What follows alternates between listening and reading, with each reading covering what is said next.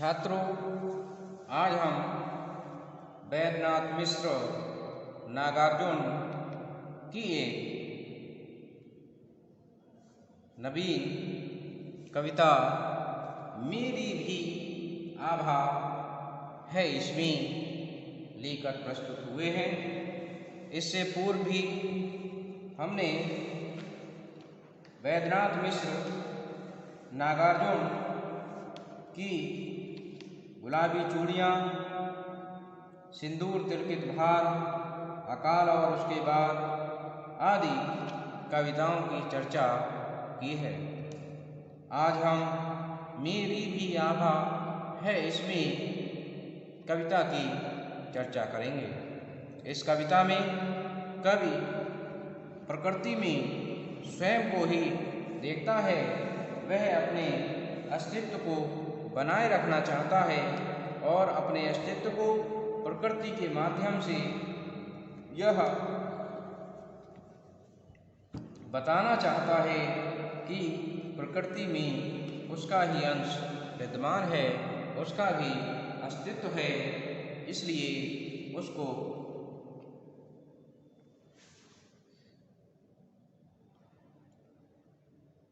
यह एहसास होता है कि प्रकृति के रूप में कवि स्वयं जी रहा है।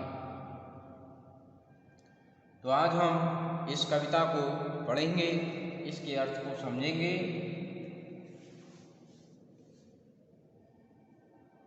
नए गगन में नया सूर्य जो चमक रहा है, नए गगन में नया सूर्य जो चमक रहा है, यह विशाल भूखंड आज जो दमक रहा है, कि मेरी भी आभा है इसमें भीनी भीनी खुशबू वाले रंग बिरंगे ये जो इतने फूल खिले हैं, कल इनको मेरे प्राणों ने नहलाया है, कल इनको मेरे सपनों ने सहलाया था। कि नए गगन में नया सूर्य जो चमक रहा है। कवि नागार्जुन कहते हैं कि नए गगन में नया सूर्य जो चमक रहा है।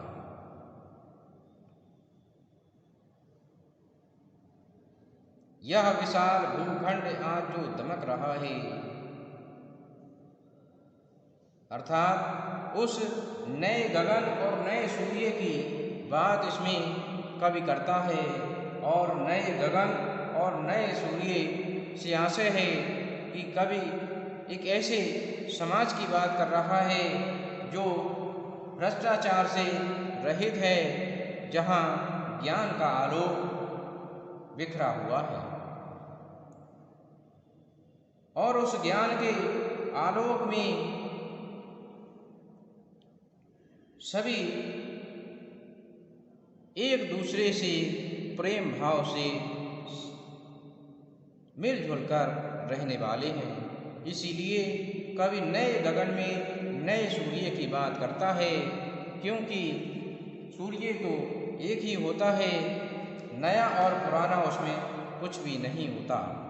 परंतु कवि नए गगन और नए सूर्य की बात कर रहा है, तो नया सूर्य ज्ञान के लिए है और गगन यह उसके समाज के लिए है, संसार के लिए है। यह विशाल भूखंड आज जो दमक रहा है, अर्थात उसके ज्ञान के आलोक से जो विशाल भूखंड दमक रहा है, मेरी भी आभा है इसमें, अर्थात इसमें मेरा अस्तित्व भी कहीं न कहीं छुपा हुआ है।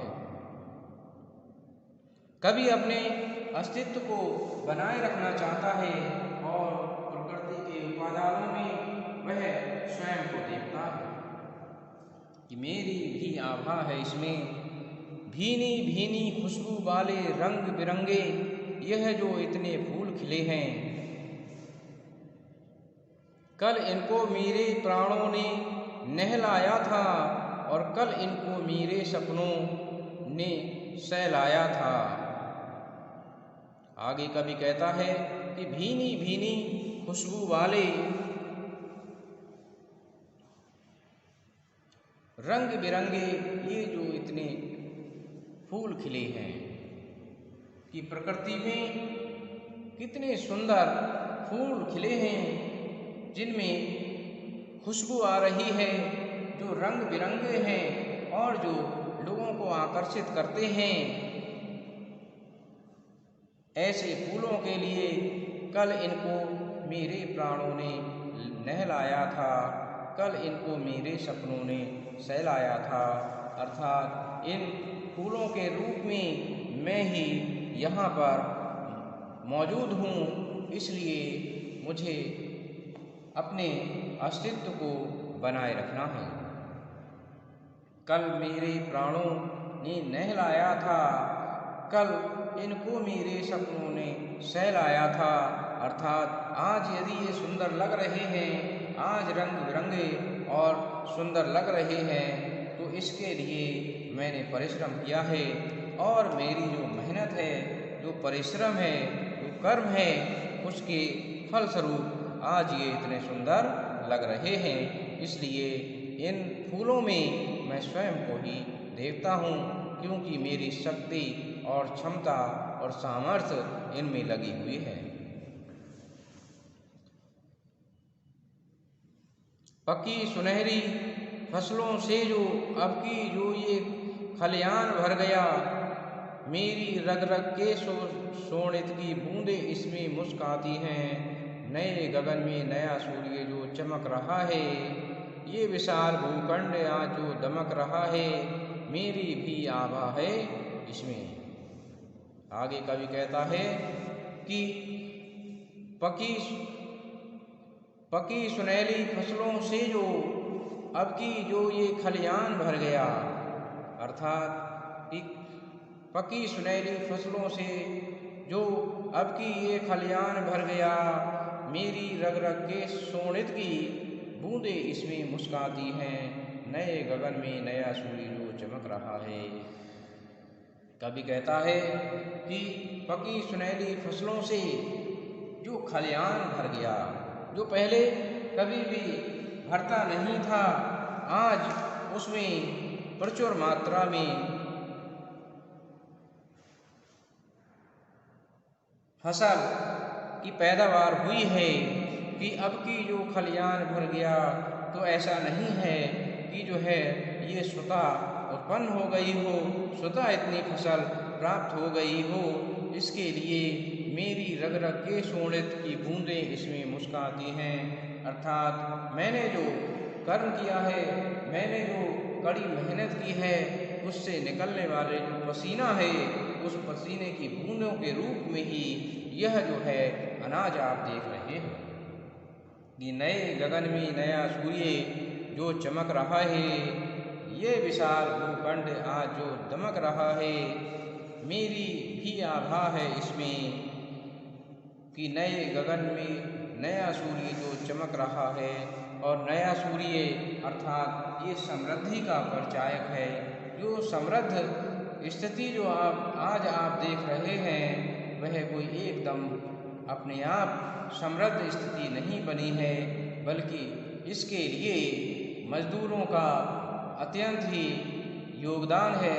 और मैं भी उनके रूप में स्वयं जो है अपने को देखता हूँ, क्योंकि जब तक फसल के साथ मेहनत नहीं की जाए, जब तक कठिन परिश्रम नहीं किया जाए, तब तक ये हरियाली और खुशहाली और समृद्धि प्राप्त कर पाना संभव नहीं होता है।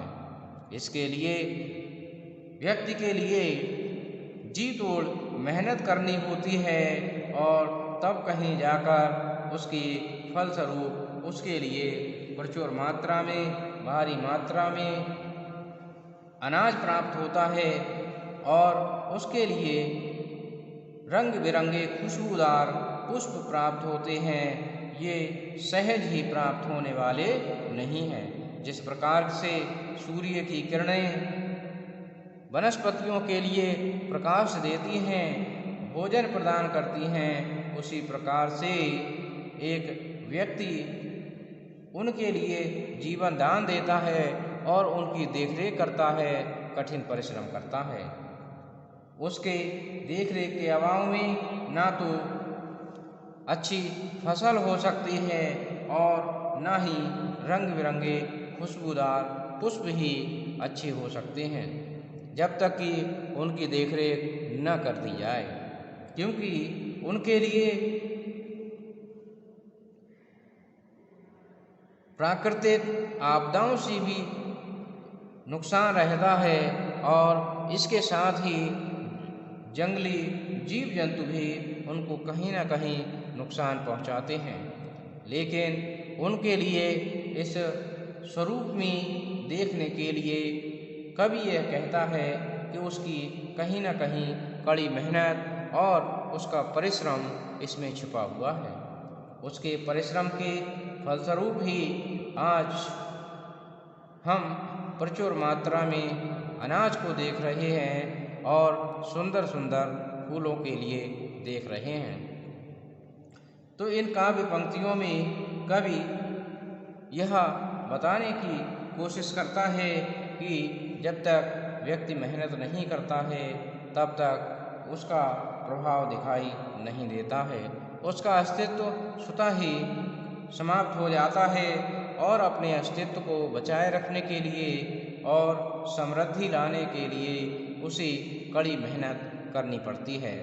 जब वह कड़ी मेहनत करता है तो निश्चित रूप से उसका जो फल प्राप्त होता है वह सकारात्मक प्राप्त होता है और उसके बाद समृद्धि और खुशहाली को प्राप्त करता है। इसमें व्यक्ति की जी तोड़ मेहनत, हाड़ तोड़ मेहनत इसमें जो है छुपी होती है और इसीलिए कवि कहता है कि मेरी रग रग के सोनों की बूंदें इसमें मुस्काती हैं, अर्थात उसकी पसीने की जो बूंदें हैं उसके रूप में ही अनाज प्राप्त होता है। तो इसमें एक तरीके से देखा जाए तो कृषक वर्ग की मेहनत का इसमें वर्णन किया गया है, स्वयं कवि इसमें उस रूप में प्रस्तुत हुआ है। तो मैं समझता हूँ छात्रों आपने इस कविता के लिए समझा होगा। धन्यवाद।